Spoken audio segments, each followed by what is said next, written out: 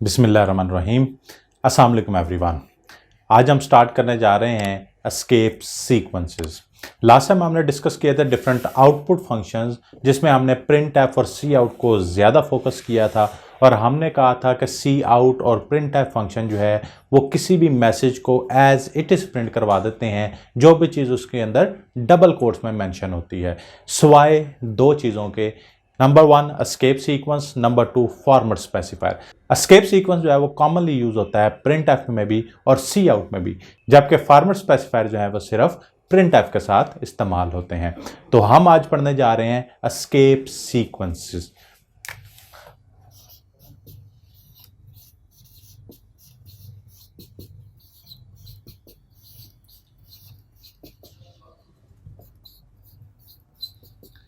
Escape sequence की निशानी ये है कि ये हमेशा जो है वो बैक स्लैश से स्टार्ट होते हैं, यानी हम कह सकते हैं कि एस्केप सीक्वेंस जो है वो बैक स्लैश से स्टार्ट होते हैं और बैक स्लैश के साथ कोई एक करैक्टर जो है वो इसके साथ अटैच किया जाता है जिसका कोई खास मीनिंग होता है।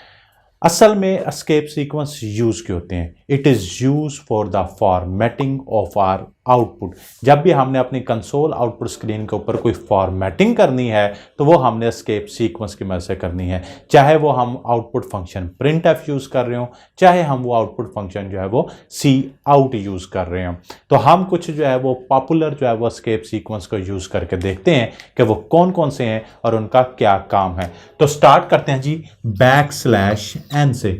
Back slash N is use for new line. मैं चाहता हूं कि मेरी आउटपुट जो है उसके बाद हम उसमें कोई लाइन को चेंज कर सकें। कोई एक टेक्स्ट या मैसेज लिखा, उसके बाद न्यू लाइन में आना चाहते हैं ताकि नया टेक्स्ट लिख सकें, फिर हम कोई न्यू लाइन में आना चाहते हैं। तो जब जब भी हमने लाइन को चेंज करना है तो हमने जो है वो न्यू लाइन एस्केप सीक्वेंस यानी बैक स्लैश एन को यूज करना है। इसका सिंटैक्स लिख के देखते हैं और देखते हैं साथ में अगर आउटपुट स्क्रीन पे हम प्रिंट कराएंगे तो उसके अगेंस्ट क्या जो है वो आउटपुट आएगी। सबसे पहले बात करता हूं प्रिंट एफ की। मैंने लिखा प्रिंट एफ हेलो, ये डबल कोट्स हैं, उसके बाद back slash N double quotes close और उसके बाद सेमीकोलन। हमें पता है प्रिंट एफ फंक्शन क्या करता है हमारी आउटपुट स्क्रीन पे कि जो भी मैसेज डबल कोट्स में लिखा है एज इट इज प्रिंट करता है। हम इस लाइन को हम देखते हैं कि हमारा कंपाइलर किस तरह से जो है वो आउटपुट में जो है वो दिखाता है। तो हम जो है अज्यूम कर लेते हैं ये हमारी कंसोल स्क्रीन है।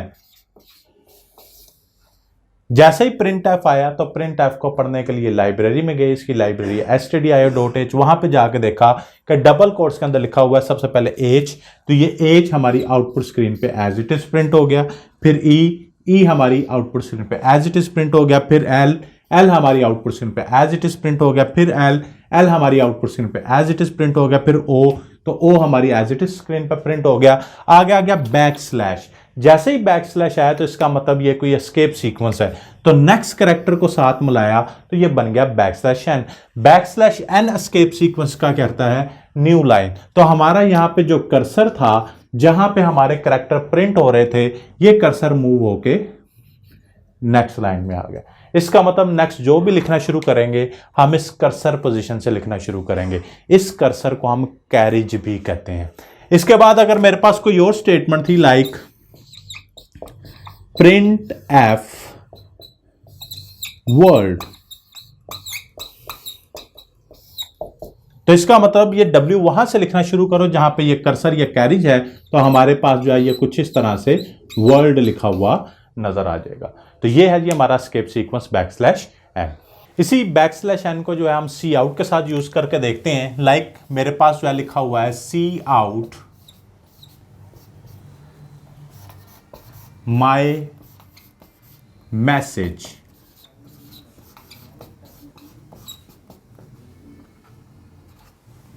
उसके बाद लिखा हुआ नजर आ रहा है हमें C out back slash N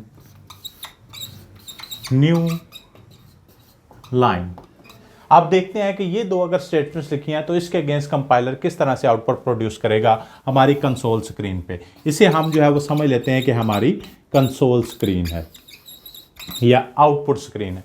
सबसे पहले हमारा कर्सर जो है वो इस पोजीशन पे है, तो जैसे लिखा हुआ नजर आया सी आउट, डबल कोट्स के अंदर जो भी लिखा है एज इट इज प्रिंट कर दो। तो जहां पे कर्सर है वहां से लिखना शुरू किया, पहले लिखा एम, कर्सर नेक्स्ट पोजीशन पे मूव हो गया, फिर लिखा हुआ नजर आया वाई, वाई प्रिंट कराया कर्सर पोजीशन पे और कर्सर नेक्स्ट चला गया, फिर स्पेस, स्पेस प्रिंट हुई, कर्सर नेक्स्ट पोजीशन पर मूव कर गया, उसके बाद एम, इसी तरह ई, एस, एस, ए, जी, ई, यानी जो मैसेज डबल कोट्स में लिखा था एज इट इज जो है हमारी कंसोल स्क्रीन पर प्रिंट हो गया।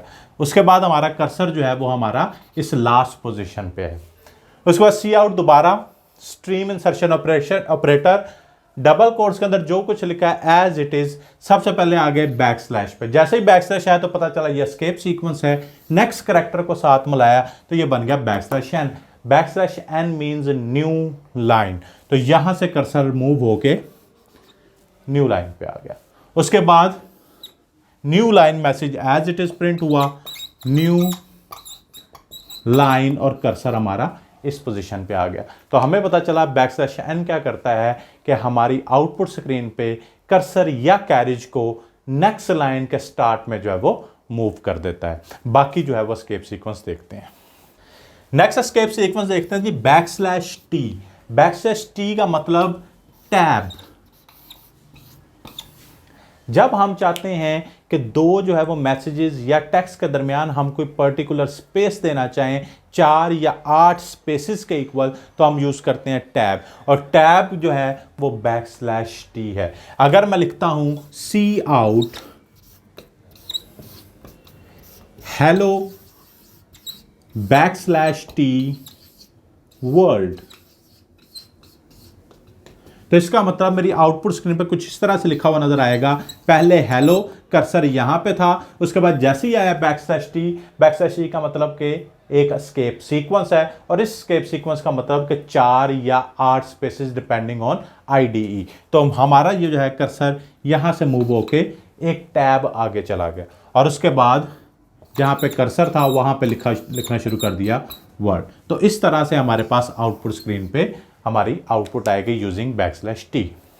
हमारे पास इस तरह बहुत सारे जो है वो एस्केप सीक्वेंस हैं। लाइक हमने जो है किसी पंक्चुएशन को प्रिंट करवाना है, हमने कोई ऐसा मैसेज प्रिंट कराना है जो हमारी लैंग्वेज का हिस्सा है, तो हम उसे प्रिंट नहीं करवा सकते।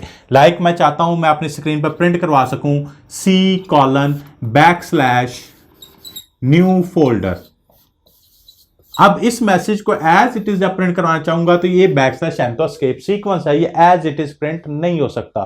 तो जब भी मैंने बैक स्लैश को प्रिंट कराना है तो मैं एस्केप सीक्वेंस यूज करूंगा। मैंने डबल कोट्स को प्रिंट करवाना है क्योंकि वो हमारी पंक्चुएशन का हिस्सा है, हमारे सी आउट या प्रिंट एफ की, तो इसलिए उसे भी जो है हम एज इट इज प्रिंट नहीं कर सकते। तो इस तरह के मामलात के लिए भी हम क्या करते हैं, बहुत सारे एस्केप सीक्वेंस यूज करते हैं। तो चंद एस्केप सीक्वेंस की मैं एग्जांपल दे देता हूं। लाइक 2 दफा बैक स्लैश का मतलब टू प्रिंट बैक स्लैश